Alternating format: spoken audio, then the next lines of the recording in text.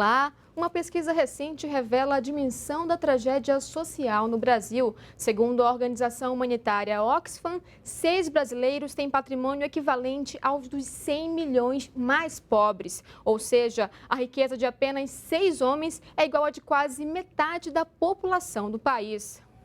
Eu converso sobre este assunto com Rafael Guerreiro Osório, técnico de Planejamento e Pesquisa do IPEA, o Instituto de Pesquisa Econômica Aplicada, e também com o doutor em Sociologia e professor da Universidade Católica de Brasília, Luiz Otávio Teles Assunção. Sejam bem-vindos. Antes de começar a nossa conversa, vamos ver uma reportagem que a nossa produção preparou.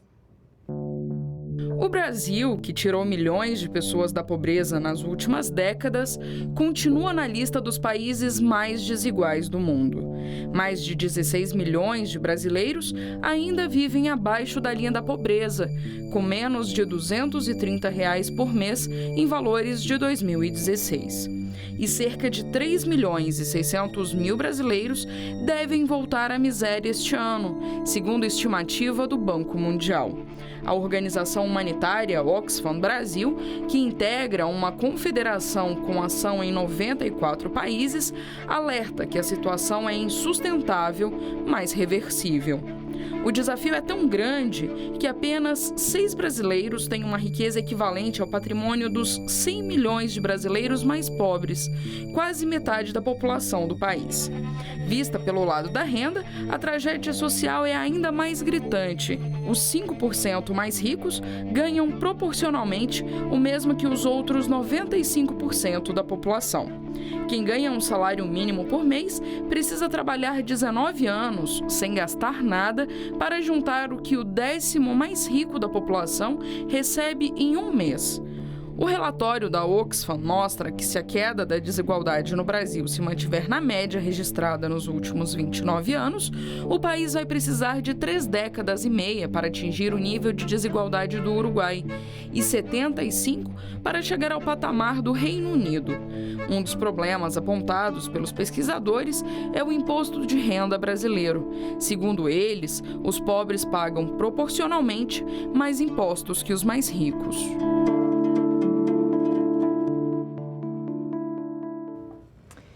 São dados bem preocupantes. Rafael, tem uma definição aí para diferenciar o que é pobreza e o que é a linha da pobreza? Olha, uma definição está vinculada à outra, né? Então, geralmente, o que você faz é definir uma linha de pobreza e aquele passa a ser o seu critério de pobreza para contar os pobres. A gente viu aí, né, na matéria, uma linha de pobreza de R$ 230. Existem outras linhas de pobreza e existem várias metodologias diferentes para você chegar ao valor de uma linha de pobreza. Mas o importante é a gente saber que no momento, como mostrou a reportagem, independente da linha de pobreza que você considere, a pobreza tem crescido nos últimos anos, né? Professor Luiz Otávio, isso tem relação com uma ocupação colonialista do Brasil? Tem algum reflexo disso? Essa desigualdade? Não tenha dúvida disso. O Brasil, a gente não pode nunca esquecer, o Brasil foi um país escravocrata durante 3 séculos. Isso é um dado que permanece, claro, não permanece como escravidão, formalmente, mas permanece como essa relação que permeia essas interações entre as pessoas nesse sentido. Tanto que a gente mostra esse dado com relação, colocou os dados apresentados com relação à linha de pobreza, com relação à pobreza. Se você trabalha isso com categorias específicas, se você trabalha isso com gênero, se você trabalha isso com etnia, vai ver que essa situação se torna muito mais grave, especialmente com negros, especialmente com mulheres. E ainda isso é reflexo de uma situação colonial, não tem a menor dúvida que tem. Isso também em relação à distribuição de renda ao longo do tempo, de que forma isso influenciou? Em relação até às políticas, né, de distribuição de renda. A questão da distribuição de renda, nós estamos tendo um debate agora no momento, né, sobre a queda da desigualdade na última década, se ele teria ocorrido ou não teria ocorrido, porque alguns colegas recentemente, muitos colegas do IPEA inclusive, fizeram trabalhos onde eles tiveram acesso aos dados das declarações de imposto de renda. E ainda não é o tipo de acesso ideal, como acontece em outros países, que permite que você faça estudos com metodologias mais robustas, mas esses estudos eles têm mostrado que se você considera a parte superior da distribuição de renda, né, os mais ricos que você ainda tem um problema muito grande e que, se você levar em consideração esse pedaço da distribuição, talvez aquela queda da desigualdade ao qual a gente se acostumou na última década, ela não teria nem existido. Mas isso é um debate em aberto ainda, né? Uhum. E quais são os fatores para vocês que contribuem para essa desigualdade tão grande? Porque o Brasil é um dos países mais desiguais do mundo, né, professor? Bem, são vários, né? Isso aqui é uma enormidade de fatores. É interessante, você tocou na questão da herança escravocrata que nós temos no Brasil, herança colonial brasileira. Você tem que levantar também outra questão que não trata, que certamente vai tornar ainda mais complexa, ainda mais séria essa distinção social, é que se você dividir isso regionalmente, né? Falou aqui do Brasil como um todo, mas se você trabalha isso dividindo por regiões Nordeste, por regiões Norte, região Centro-Oeste, isso aqui se avoluma muito mais ainda. Obviamente, na região Nordeste, região Norte, é muito maior esse processo. Quer dizer, uma das razões são essas também. Tem uma infinidade, historicamente, tem uma história, né, econômica do Brasil, história econômica geral nesse sentido, mas essas distinções, a desigualdade, quando se fala, a desigualdade social, ela passa por uma série de desigualdades que estão dentro. Quando se fala de desigualdade social, tem uma série de desigualdades internas, desigualdade regional, desigualdade de gênero, desigualdade de etnia, tudo isso são questões a serem consideradas. E aí também a questão das capitais sempre serem mais ao sul do país, né, no centro-oeste hoje, mas sempre antes mais ao sul, e também, assim, além dessa questão das capitais, os próprios governantes também, né, os principais, assim, do governo federal, enfim, não está mais ao norte nem ao nordeste, isso também pode ter influenciado em relação à adoção de políticas também, não é? Com certeza. Porque a gente também tem um reflexo disso. A diretora executiva da Oxfam Brasil, a socióloga Kátia Maia, mandou um vídeo para a gente falando do estudo. Ela critica o teto para os gastos públicos. Vamos conferir. Recentemente, o Brasil fez uma emenda constitucional congelando os nossos gastos sociais.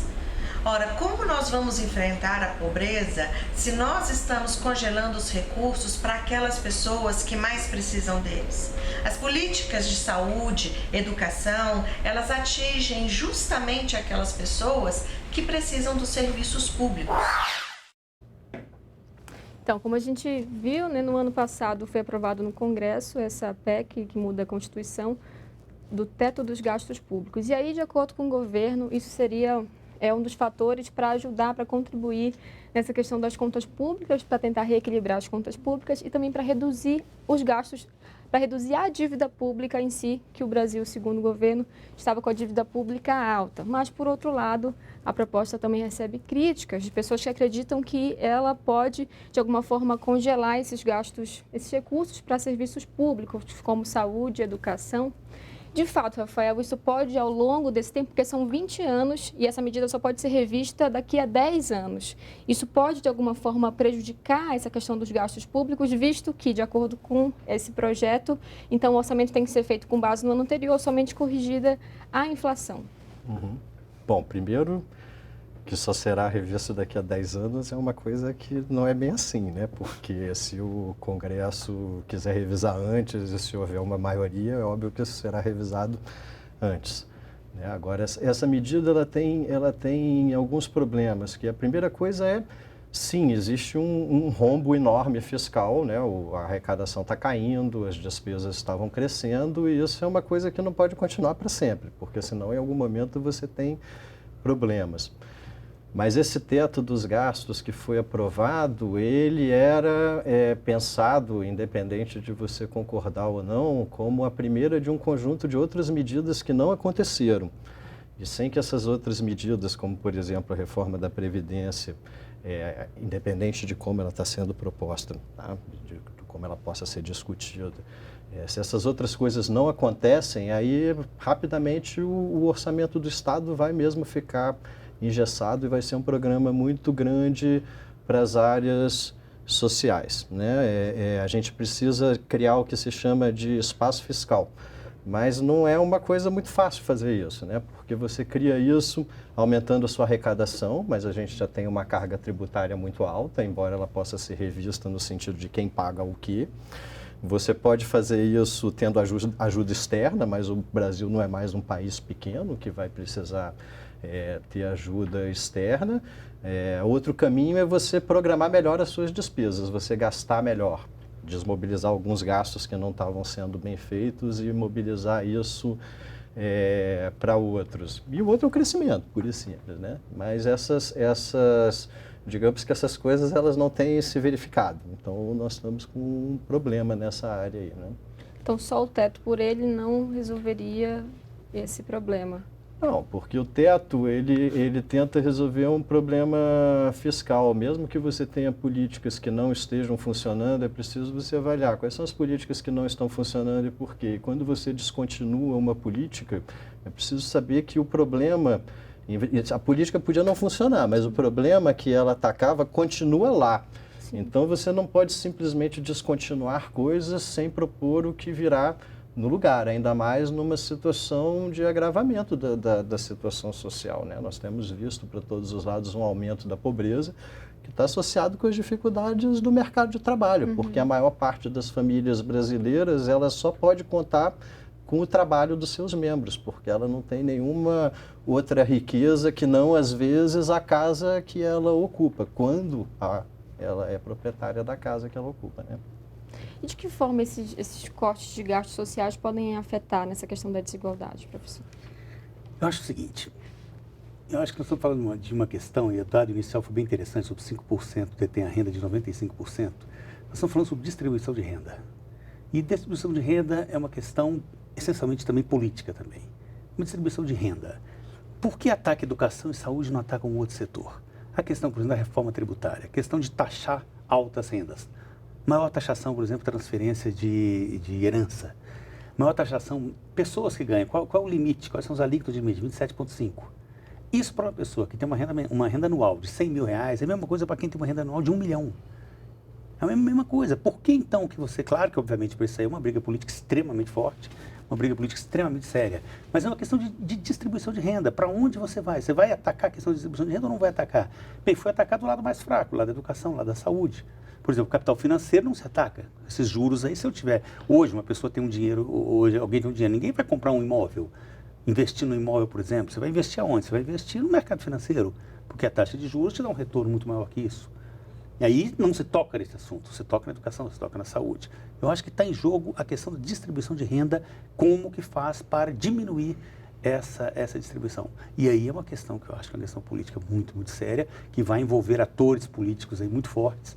E eu acho que aí a questão toca num ponto nevrálgico da sociedade brasileira, que aí tem relação com a sociedade colonial brasileira, tem relação com toda a nossa história brasileira, uma história de discriminação, uma história de desigualdade, que eu acho que fica muito séria a questão dessa... Resistência a mudanças, não é? Resistência muito sérias. E, de fato, se o Brasil crescer, vamos dizer, né, fazer essa prospecção, que há esse indicativo por parte do governo de que o Brasil já está perto de crescer. Se caso isso ocorrer, esse crescimento, a gente vai ter de fato aí algum congelamento de recursos para essas áreas que são vitais, né, para quem precisa realmente, a questão de acesso ao hospital, de acesso à educação de qualidade, a gente vai de fato chegar nesse ponto? Não, aí são duas questões diferentes, né? O crescimento é bom, mas o crescimento não vai resolver essa questão da desigualdade aqui que o professor estava chamando a atenção, que é uma questão política. Isso a gente vê muito claramente no momento atual. Então, por exemplo, o Congresso acabou de aprovar um pacote de perdão da dívida de grandes devedores, no momento em que não se tem recursos para fazer política, que a arrecadação está caindo, que o buraco está cada vez maior. Então, que prioridades são essas? Então, de todos os lados, você vê as pressões dessa desigualdade que está institucionalizada, né, cristalizada nas nossas estruturas sociais, pressionando para que ela continue como ela sempre esteve. Então, você tem essas questões assim. Por exemplo, eu sou um servidor público. Se eu não pagar o meu imposto de renda, eu logo vou ficar sem receber meu salário. Eu não sei quanto tempo mas é muito rápido. Né? Eu não posso sequer me aproveitar do fato de eu vou sonegar porque em algum momento vão me dar um perdão da minha dívida. Quer dizer, você tem tratamentos muito diferentes. E isso acontece para todos os lados. A gente tende a pensar somente nos grandes empresários. Mas a gente vê também, por exemplo, no âmbito da discussão da reforma da Previdência, que é uma discussão mais complicada, mas você vê muitas vezes as pessoas defendendo coisas que são em última instância, privilégios, porque a massa das pessoas que recebe previdência, elas recebem um salário mínimo, elas só se aposentam depois de 65 anos, e quem recebe mais do que 4 salários mínimos não é o grosso das pessoas, mas essas pessoas custam muito caro. Nem sempre elas contribuíram por tanto tempo assim, quer dizer. Então tem uma porção de questões, né, relativas à desigualdade que estão armadas, que estão ali institucionalizadas e que no momento de crise, que é a hora de você ver a solidariedade social aflorar e a gente ter um pouco de consideração com as pessoas que estão vivendo por essa situação que a gente está... Não, o que a gente vê é uma série de movimentos em prol da desigualdade. A gente vê o Congresso renunciando à arrecadação com um pacote que só beneficia pessoas muito ricas. Então é difícil, aí você vê as pessoas começam a ficar descrentes da sociedade. Dá para entender o sentimento. E essa questão da crise, né, a própria PEC dos gastos, ela afeta de forma igual os ricos e os pobres? Não, claro que não. Com certeza que não. Com certeza que não. Pensando, por exemplo, a questão da Previdência, o Rafael tocou muito bem. A questão da Previdência, assim, o teto de 65 anos. Né? O pobre, de uma forma geral, começa a trabalhar muito mais cedo. A entrada no mercado de trabalho é muito mais cedo. Tem gente que antes até, inclusive até proibido, né, a entrada, mas eles estão no mercado de trabalho porque tem que complementar a renda familiar, 12, 13 anos de idade, até, às vezes antes até. Então, para ele conseguir a aposentadoria, vão ser 50 anos de trabalho. 50 anos de trabalho. 50 anos, se você considerar que nessa divisão dos dados em relação às classes, na região, nas classes mais pobres, a expectativa de vida é menor, exatamente porque tem menos acesso à saúde, menos acesso a... Enfim, provavelmente com 65 anos de idade já não está na expectativa de vida dele mais. É extremamente perverso isso aqui, extremamente cruel isso. E aí passa por uma questão política, passa por uma questão e aí passa por questões educacionais, aí passa por questões de mobilizações políticas, passa por questões de voto consciente ou não. E aí a questão se torna extremamente complexa. Por isso que eu acho que tem que se pensar, e eu vejo o Rafael tocou muito bem nisso, muitas poucas pessoas que trabalham nessas esferas do poder, pensando o Brasil como um país, e não pensando como grupos corporativos, defendendo interesses particulares, interesses de determinados setores. Mas quem é que está pensando o Brasil? O Brasil como um todo, com política de planejamento de longo prazo. Isso a gente não está vendo. A gente está vendo respostas imediatas para a salvação disso, daquilo outro. Então, acho que a gente está vivendo um problema muito sério. E crítico, que vai definir o que vai ser também daqui para frente, né? Então, agora a gente vai fazer um breve intervalo, mas não saia daí. A gente volta já.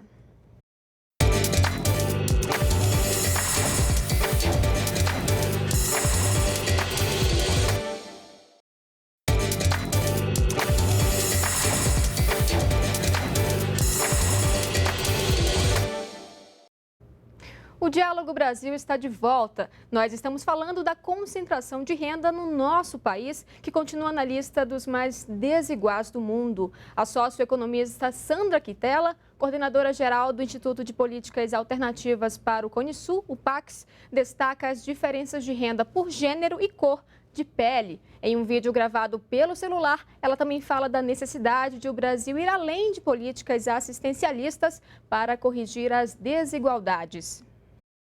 No Brasil, com a sociedade escravocrata, racista e patrimonialista, onde a propriedade nunca foi tocada, onde foi feita a abolição da escravatura, mas não se mexeu na terra, não se fez reforma agrária nunca na história do Brasil, você vê que essa desigualdade ela vai se perpetuando na história. Então hoje você pega, por exemplo, a renda média de uma família branca brasileira em torno de R$ 1.500.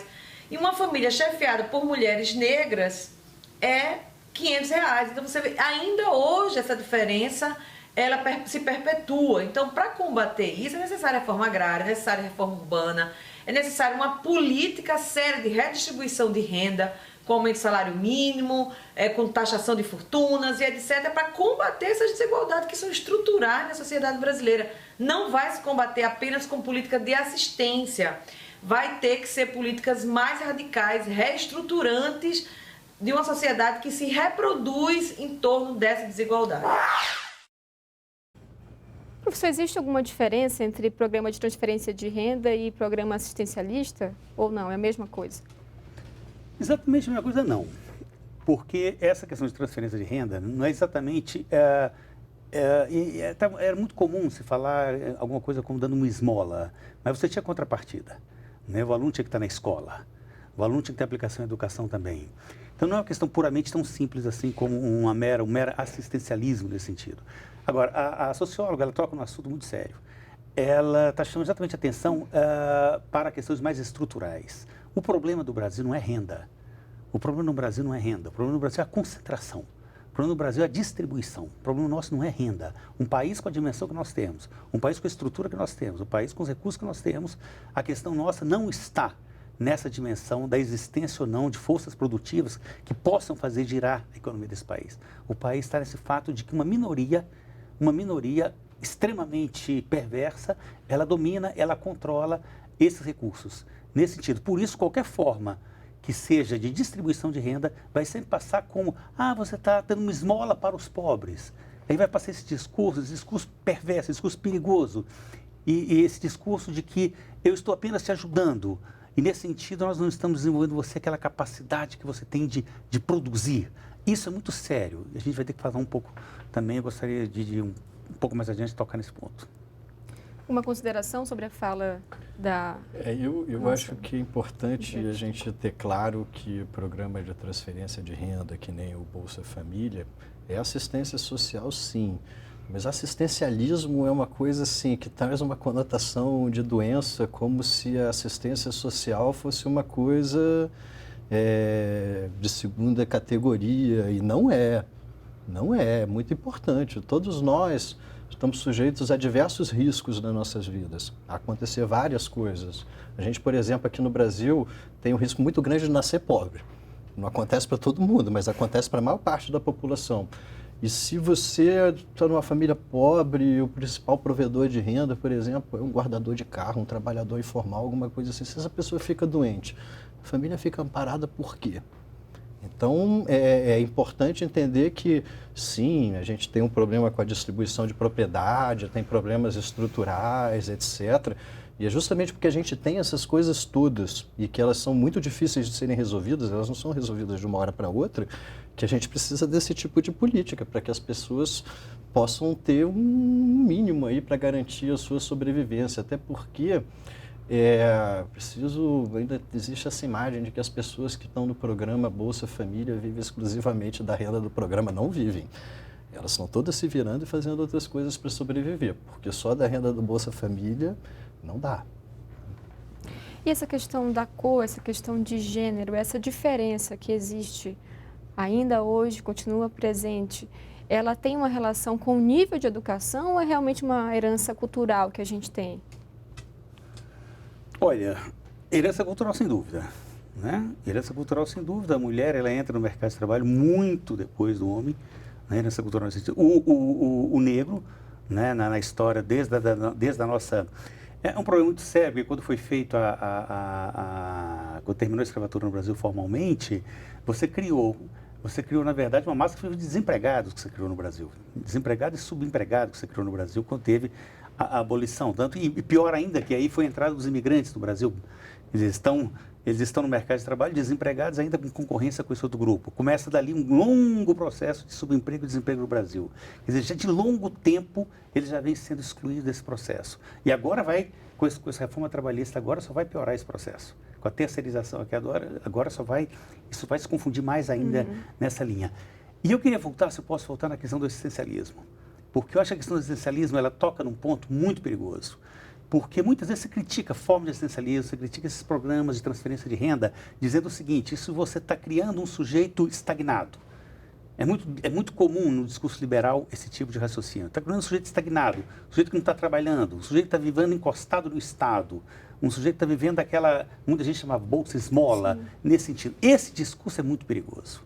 Esse discurso é muito sério, porque, na verdade, você está transferindo um problema que é estrutural tornando ele individual. Na verdade, a concorrência, a disputa, ela começa muito antes, como você já está chamando a atenção. Ela é histórica, ela é estrutural nesse processo. E quando você fala, eu não posso te dar assistência porque estou tirando a sua capacidade de lutar pelos teus direitos, você desenvolver essa capacidade empreendedora sua. Sim, mas o ponto de partida é diferente. O ponto de partida do negro, da mulher, do sujeito mais pobre, é totalmente distinto daquele que já vem de um certo capital econômico, capital cultural, que o outro não tem. Então, esse discurso que eu achei muito perigoso, ele é muito difundido no pensamento liberal. Ele é muito difundido, esse discurso de que não precisa da assistência, que você está tirando do indivíduo a capacidade empreendedora dele. Como é que você vai desenvolver um país se você não tem empreendedorismo nesse país? Sim, mas você tem que entender que por trás disso é ter uma estrutura. E olha como as mulheres, olha como os negros, não estamos definindo, olha como os índios estão fora desse processo. Então, nesse sentido que eu acho que tomar muito cuidado com esse discurso liberal de que depende só de mim, depende do meu esforço, da minha dedicação, do meu empreendedorismo para me crescer. Não é isso. Tem questões estruturais, questões sociais, questões históricas muito mais profundas que dificultam muito mais esse embate, essa disputa, essa luta por um espaço na sociedade. A gente tem uns dados também da Oxfam que mostram que se a tendência de distribuição de renda continuar como ela é hoje, somente em 2047 a renda das mulheres vai ser igual à dos homens e a dos negros vai ser igual à dos brancos somente em 2089, se a gente continuar nessa mesma distribuição de renda que a gente tem hoje. Essa questão dessa disparidade econômica também leva à disparidade cultural, política, social? Não, com certeza. Isso aí tem uma série de consequências. Agora, é importante ver a desigualdade, tanto a desigualdade racial quanto a de gênero, elas são boas para a gente refletir, para a gente dar um passo além da desigualdade de renda e ver como que isso está entremeado com outras coisas, né? Então, se a gente pensa assim na desigualdade de gênero, as mulheres não têm o mesmo grau de liberdade que os homens na sociedade brasileira para fazer várias coisas, né? E no caso da desigualdade racial em particular, que é uma coisa que eu tenho estudado, a desigualdade racial ela é muito emblemática da nossa desigualdade em geral, como um todo. Por quê? Porque com a desigualdade racial, quando a gente acompanha ao longo do tempo, a gente percebe uma outra dimensão da desigualdade que normalmente a gente não se preocupa tanto, que é a da desigualdade de oportunidades, que é a desigualdade que acontece de uma geração para outra. Por quê? Porque se o Brasil fosse uma sociedade meritocrática de verdade, né, dado que a abolição já aconteceu há mais de 100 anos, etc., a gente não é mais um império, não é mais uma colônia, a gente é uma democracia, uma república, a gente deveria ter a população negra mais bem espalhada por todos os estratos sociais da população, porque se não tem nada que faça com que os negros sejam inferiores do ponto de vista biológico aos brancos, a gente sabe. Por que continua essa desigualdade socioeconômica? Como ela se reproduz ao longo do tempo? Ela se reproduz porque existem instituições que estão estruturadas para reproduzir essa desigualdade. Né? E quando a gente olha para a desigualdade racial, a gente vê isso maravilhosamente bem. Por quê? Porque os negros estão sempre lá embaixo, porque no Brasil ainda é muito difícil que pessoas que nasçam pobres consigam realmente ter uma ascensão social de longa distância. Geralmente as pessoas estão muito perto do ponto de partida delas. E isso é um problema na nossa sociedade, é um problema em outras sociedades também. Mas na nossa e em outras sociedades latino-americanas, ele é muito mais forte e muito mais pronunciado do que nas outras, em outras regiões do mundo. A socióloga e assessora técnica do Centro Feminista de Estudos e Assessoria, o Cefêmea, Jolúzia Batista, enfatiza que dentre as desigualdades, a maior continua sendo a da mulher negra em relação ao restante da população. Vamos ver o vídeo que ela nos mandou. As mulheres negras estão nas piores condições na cadeia produtiva, né, no Brasil e, na verdade, no mundo. E no Brasil, especificamente, pela nossa formação socioeconômica, política e cultural. Nós vivemos a nefasta experiência de um racismo estrutural. Então, ele nos coloca em situação de desigualdade para disputar as melhores vagas, as melhores condições de trabalho no mercado. Somado a isso, a questão do racismo, tem também a questão da desigualdade de gênero. Então, se as mulheres já estão em situação diferenciada em relação aos postos de trabalho com os homens, né, e as pesquisas mostram que mesmo a mulher com alto grau de escolaridade, pós-doutorada, com doutorado, ela continua recebendo um salário inferior em relação ao homem na mesma posição, com a mesma escolaridade. Com as mulheres negras, a gente ainda coloca sobre isso a questão do racismo. Então, a gente tem realmente uma estrutura que inviabiliza que as mulheres se coloquem de uma forma em que ela possa ter a justiça, em que a gente possa promover a justiça social para essa mulher. E a gente também entra numa questão que é polêmica também, nessa questão das cotas, né? Que por muitos ela é defendida e por tantos outros ela é criticada, justamente por isso, por pessoas acreditarem que seria um privilégio liberar esse percentual, né? Enfim, para negros ou pessoas de baixa renda, etc. Qual o seu posicionamento, professor? Recentemente, acho que coisa de uns 10 dias, eu não exatamente, foi na internet que eu vi, eu não me lembro o site qual foi, o dado era que as cotas diminuiriam a qualidade do ensino, e esses que estavam entrando pelas cotas diminuiriam o mérito, esse desempenho seria diminuído. A pesquisa que eu li, eu não tenho a referência dela, foi exatamente o que não está acontecendo. Exatamente o que não está acontecendo. A comparação entre as notas, cabe obviamente com um estudo mais detalhado disso, mas a comparação entre as notas é que os negros que entraram pelas cotas, eles não estão com esse desempenho negativo, ou se tem, é algo tão ínfimo, é tão marginal, é tão ridículo, que isso nem é considerado. Então esse foi um dado que eu achei um dado que desmistifica essa leitura daqueles contrários a esse processo. Obviamente que você está resgatando, historicamente, uma deficiência do ponto de partida. Né? A cota ela tem esse sentido exatamente de resgatar essa deficiência do ponto de partida que você entrou depois. E esse dado, que eu achei um dado muito significativo, de que o desempenho, eu não tenho a referência, que agora exatamente aonde, mas a referência de que o desempenho ele não é distinto, como aqueles contrários estariam argumentando. E o seu posicionamento, Rafael, sobre essa política de cotas? Eu sempre fui a favor, embora eu não goste muitas vezes dos mecanismos de seleção, mas eu sou a favor por quê? Primeiro, assim, como pessoa que estuda desigualdade, como o professor aqui estava falando, tem essa questão, né? Por exemplo, tem um argumento contrário que diz assim, vamos melhorar a escola pública, porque se a escola pública fosse perfeita e não existisse diferenças, a gente não precisaria ter cotas. Sim. É verdade, mas quanto tempo demora para você fazer isso? Isso é possível? Isso é viável? Enquanto isso não acontece, quem que se prejudica?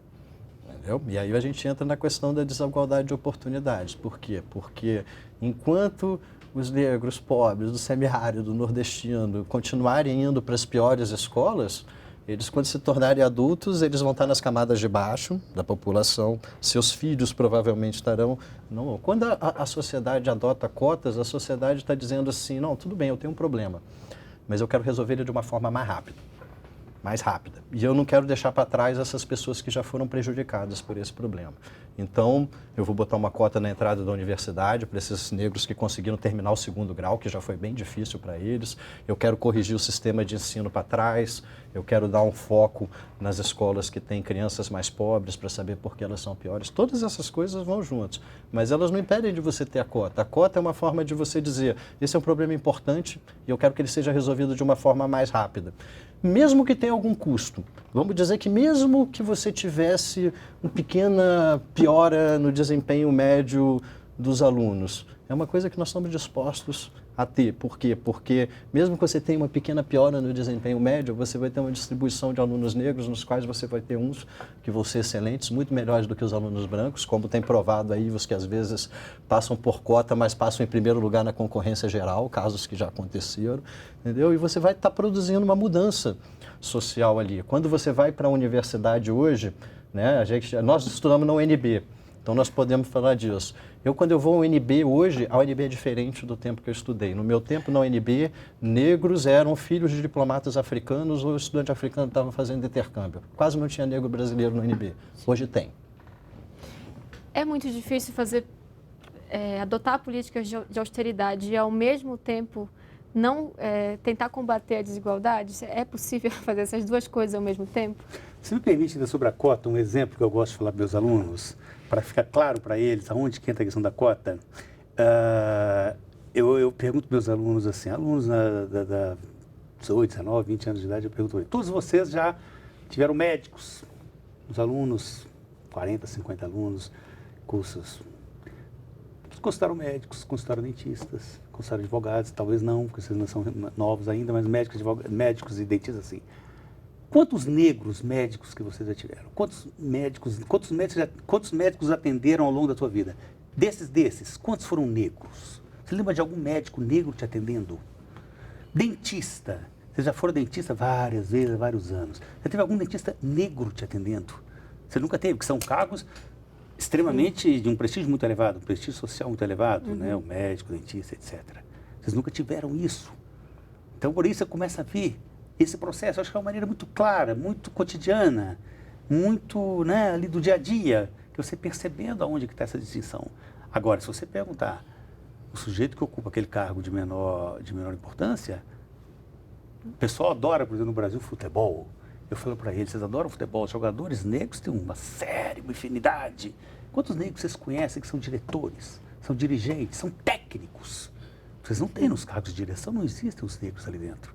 Então, se você não for para um processo que passe pela cota, como muito bem disse o Rafael, isso aqui vai demorar 100 anos, demorar mais de um século esse processo. Então, acho que nós estamos diante da questão, desculpa ter desviado um foco da tua pergunta, mas gostaria para... Esse eu acho que é o ponto que está aí diante do pessoal, dos alunos. Fica bem evidente, né? A gente vai para mais um intervalo. Nossa conversa sobre a desigualdade social no Brasil volta daqui a pouco.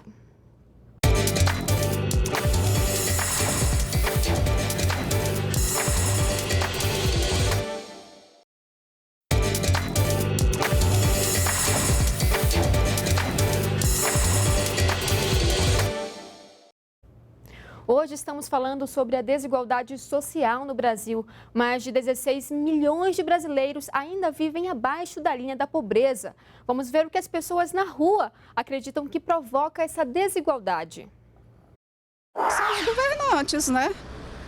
Porque assim a gente vê que as pessoas que estão no governo, tem muitos, eles não pensam na parte que necessita, entendeu? Então, o que passa a pensar quando eles vão para lá, parece que é só neles, assim. O principal fator da desigualdade de renda no país é a falta de estudo, né, para a população brasileira, porque algumas pessoas, né, têm a oportunidade de estudar, já outras não. Eu acho que é a falta de educação mesmo, entendeu? Falta de investimento mais do governo para que as pessoas possam ter uma educação melhor.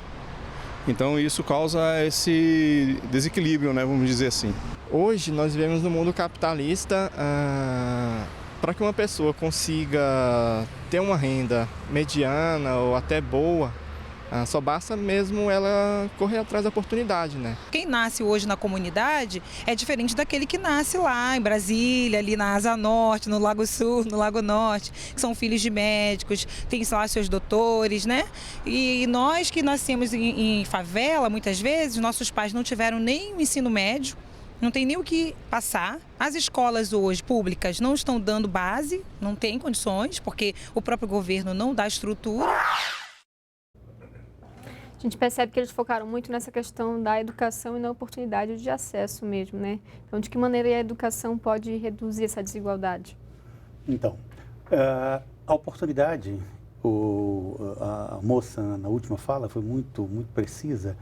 É diferente a oportunidade quando você vem de classe social diferente. Obviamente que é a escola que você tem acesso, a formação dos pais que você tem acesso, a formação de que família que você vem, tudo isso vai influenciar no seu ensino. Com meus alunos é a mesma coisa. Quando você tem ali dentro um sujeito, quando ele entra na sala de aula, ele já está trazendo com ele aquele background cultural, aquele background educativo. Esse processo não se dá apenas no mundo da escola, se dá também em toda a história de vida que você tem. Agora, imagina só, né? Qual é o papel que a educação deveria ter na nossa sociedade, tá certo? Dado que ela é uma sociedade desigual, tem herança, tem capitalismo, a gente cria um sistema de educação que é gratuito e para todo mundo, em tese, para que ele compense essas desvantagens que as pessoas trazem de casa. Só que o nosso sistema educacional ele não consegue compensar essas desvantagens. Ele reproduz essas desigualdades na medida em que, como falou muito bem aquela senhora que falou por último, quem nasce num determinado lugar vai para um outro tipo de escola, vai conviver com outros tipos de pessoas e por mais que ela se esforce, e alguns se esforçam e conseguem escapar disso, mas isso não é a regra para todo mundo. Não é a regra para todo mundo. Então, isso é muito difícil. Então, se a gente pensar assim, o tanto que a nossa sociedade se prejudica por conta dessa desigualdade. Então, imagina que agora, essa semana, nasceu lá no semiárido, no interior do Nordeste, um menino que tinha esse potencial para ser, sei lá, um grande físico, um grande médico. Esse talento, provavelmente, a sociedade brasileira vai desperdiçar, porque ele está lá, mas ele não vai ter a chance de se desenvolver. E nós continuamos reproduzindo isso para frente. Então, as pessoas que dizem que a falta de educação é um problema, é sim, mas isso não é uma questão individual de esforço. Tem muita gente que se esforça, que tenta e que não consegue. A diretora executiva da Oxfam Brasil, a socióloga Kátia Maia, também falou sobre a necessidade de uma reforma tributária. Vamos ver. Uma outra política que é muito importante para o enfrentamento da pobreza é a reforma tributária. Apesar de ser um tema que parece ser muito distante do que é o combate à pobreza, é através da reforma tributária que nós vamos garantir os recursos necessários para continuar aumentando e dando qualidade aos gastos sociais do país. Então, na agenda de reformas do governo está prevista a reforma tributária que já está sendo analisada em algumas comissões da Câmara dos Deputados. Assim, ela é uma reforma que tenta unificar esses impostos, só que assim, o nosso sistema tributário hoje, ele principalmente foca na arrecadação por base do consumo. São vários impostos, né? ICMS, a PIS, COFINS, ISS, IPI, e, ao mesmo tempo, isso acaba, né, sobrecarregando os mais pobres. Porque acaba que quem ganha mais vai ter mais condições de ter acesso, enquanto quem ganha menos não vai ter tantas condições assim. O que é necessário, então, que essa reforma tributária preveja para a gente tentar diminuir essa desigualdade, Rafael? Eu não sou especialista em tributação, e tributação é uma coisa muito, muito complicada. Tá? Mas o que eu conheço, porque eu tenho vários colegas do IPEA que trabalham sobre isso, então eu tento me informar, é que existe um consenso no Brasil de que a gente precisa de uma reforma tributária. Com todos os setores que você for conversar, as pessoas vão dizer, precisamos de uma reforma tributária. O problema é que não existe o menor consenso sobre qual deve ser essa reforma tributária e o que ela deve fazer. Então, nós temos vários estudos no Brasil que mostram como a nossa tributação é injusta da forma que você está fazendo. Porque, em termos relativos, as pessoas mais pobres pagam muito mais imposto, né? Pagam muito mais da sua renda como imposto do que os mais ricos. E mesmo quando a gente olha para o passado do próprio Brasil, isso já foi diferente. Então, por exemplo, no final do regime militar, né, as alíquotas de imposto de renda, elas eram muito mais progressivas. Isso quer dizer o seguinte, que a percentagem que as pessoas mais ricas pagavam ia aumentando muito mais com a renda da pessoa do que hoje. Né? Então, essas são coisas assim. Esses especialistas, eles alertam, muitas vezes, que, olha, imposto sobre grandes fortunas ou simplesmente alteração no imposto de renda não é suficiente. Mas essas coisas são importantes porque elas são emblemáticas. Porque elas dizem também que as pessoas mais ricas têm que pagar mais para ajudar as outras, porque a sociedade não é cada um por si. A gente escolhe viver junto porque tem uma série de vantagens em viver junto e cada um tem que dar a sua parte. Quem pode mais tem que dar mais. Essa que é a lógica que a gente tenta seguir, mas infelizmente isso não está acontecendo. Então existem questões, por exemplo, como a tributação sobre o lucro líquido das empresas. Então as empresas pagam menos imposto do que as pessoas físicas. É uma distorção. Agora, é difícil você conseguir reverter essa situação quando, em última instância, ela tem que passar num congresso cheio de representantes que são as pessoas que mais se beneficiam dessa injustiça e elas parecem não ligar muito para a opinião pública quando se trata de garantir os seus próprios privilégios, como a gente viu com o Refis. Né? Sim. Recentemente, a coisa do imposto. Então, essas injustiças estão para todos os lados. A gente falou de Bolsa Família. Eu tenho filho, então eu posso, todo ano, quando eu vou fazer meu imposto de renda, eu abato as minhas despesas de saúde, as do meu filho, eu abato a escola dele, tudo isso eu vou tirando do meu imposto a dever. Quando eu vou ver no final das contas o quanto que eu paguei a menos de imposto, porque eu pude deduzir essas coisas do montante tributável, eu chego à conclusão que eu ganhei muito mais do que um Bolsa Família. Ou seja, eu sou um servidor público muito bem posto na vida e o governo, por meio do gasto tributário, me dá uma série de benesses que, no fundo, acabam sendo mais do que o que uma família pobre ganha. Isso não é justo. Ele entrou num ponto importante, que é essa questão do sistema político, porque todas essas medidas passam pelo Congresso, passam pelas instâncias do Executivo.